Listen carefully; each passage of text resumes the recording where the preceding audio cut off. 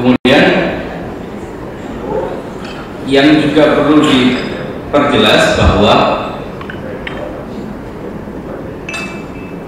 Syiah itu di Indonesia apa benar muncul setelah revolusi Islam Iran.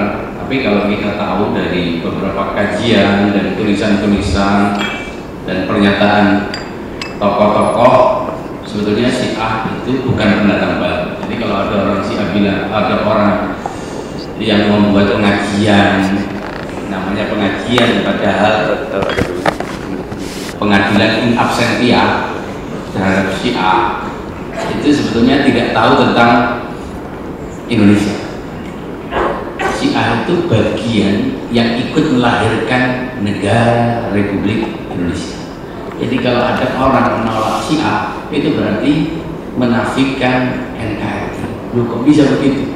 Ya, faktanya memang demikian, bahwa Islam muncul di Indonesia itu tidak langsung Sunni seperti yang dikatakan oleh Prof.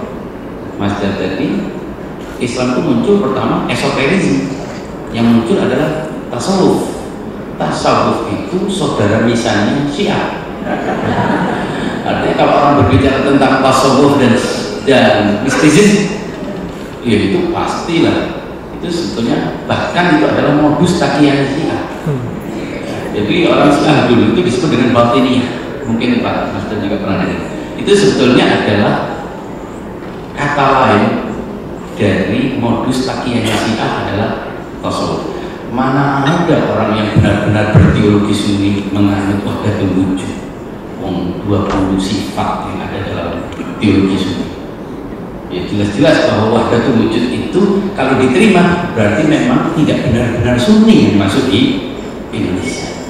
Karena ada manunggaling Allah Gusti, ada esoterisme, ada batiniyah yang kalau ditelusuri secara historis itu muaranya bukan ke Arab tapi ke Gujarat dan Persia yang notabene bermadhab Syiah atau memiliki background esoterisme, baik itu terpengaruh oleh sinkretisme Hinduisme maupun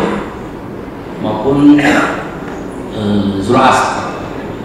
Karena itu Islam diterima di Indonesia saat itu yang memang mayoritas penduduknya beragama Hindu, karena ada kesamaan esoteriknya.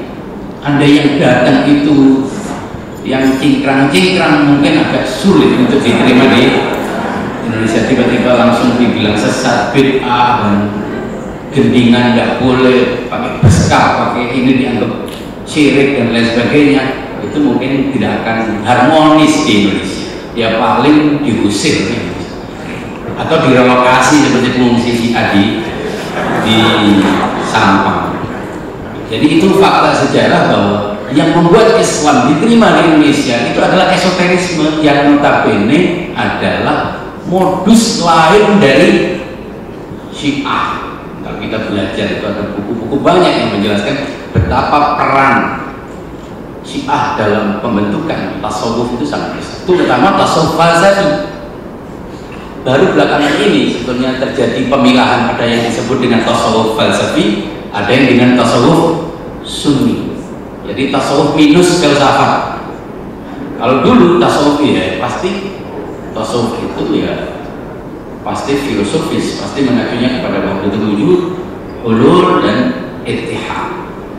Baru kemudian muncul upaya untuk tidak lagi melahirkan tasawuf yang memiliki basis filosofis, karena itu berpotensi untuk melahirkan resistensi terhadap penguasa dan status quo.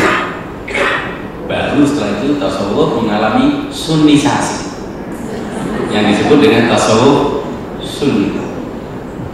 Jadi Islam pertama yang muncul dari Gujarat, dari Persia maupun dari India yaitu.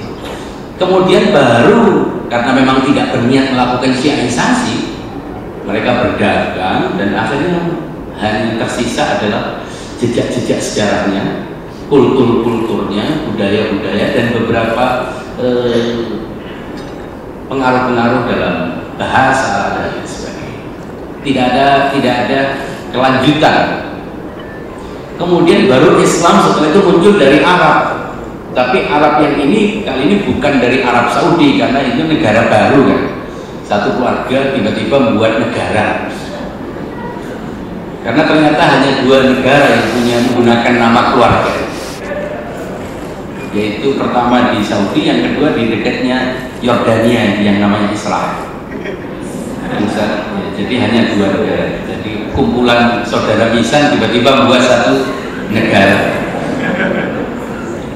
Ya ini menjadi properti dia. Masjidil Haram, Masjid Nabawi itu milik mereka. Jadi mereka yang berhak untuk melarang orang, memisahkan orang.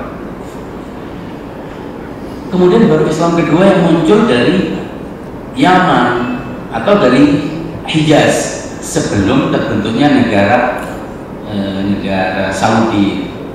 Nah itu Islamnya bukan Islam, itu adalah Islam Syafi'i, Islam Sunni yang bermadhab Syafi'i, yaitu madhab Sunni yang paling dekat dengan esoterisme dan Syiah.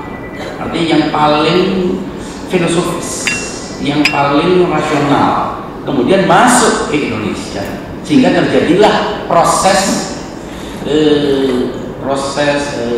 pembentukan fusi antara esoterisme Syiah dengan Sunni Syafi'i. Makanya terbentuklah sebuah Islam yang jenis lain, yang memang khas Indonesia, dan itu direpresentasi oleh Nahdlatul Ulama. Maka itu adalah esoteriknya jelas bukan Sunni.